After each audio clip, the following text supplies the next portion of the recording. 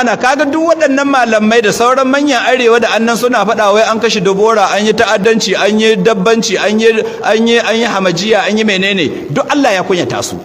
Ba a yi sati guda ba sai da Allah ya kunyata su. Yanzu dai Dubora ɗaya mun kashe ko? Don Allah haka sadda mun kashe ta ko ta yi laifi? Laifin mi ta yi?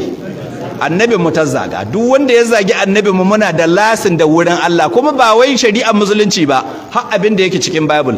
Kai Bible ma ya fi Qur'ani tsanani. Don Bible ba sai annabi ba, ko ubanka ka zaga Bible cewa a taro a kashe ka. Yana cikin Bible. Wanda ya zagi uba ne, jama'a su taru su kashe shi. To da uba da manzon Allah wahi girma.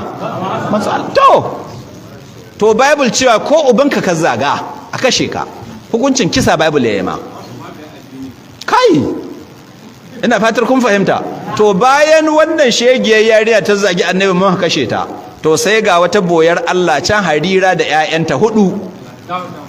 Ita ko Harira an kashe ta kamar yadda mun kashe Debora. Ku zo ku haɗa mana mu haɗin laifin da Debora ta yi mana ko? Harira me laifin da ta yi an kashe ta? To ina masu cewa ba a ɗaukar doka ga hannu? Su wa'yan kashe Harira su ba ma ga hannu, su ga kafa sun ka ɗauki dokar. Don su laifin koyi ba ta yi musu ba. Allah ya kunyata ‘yan ba a ɗaukar doka ga hannu ko bai kunyata su ba? Allah ya kunyata su ɗai kenan. Sati guda ranar Alhamis da an haka shi Debora, Alhamis ta zagayo sai ga wani abu ya faru Abuja.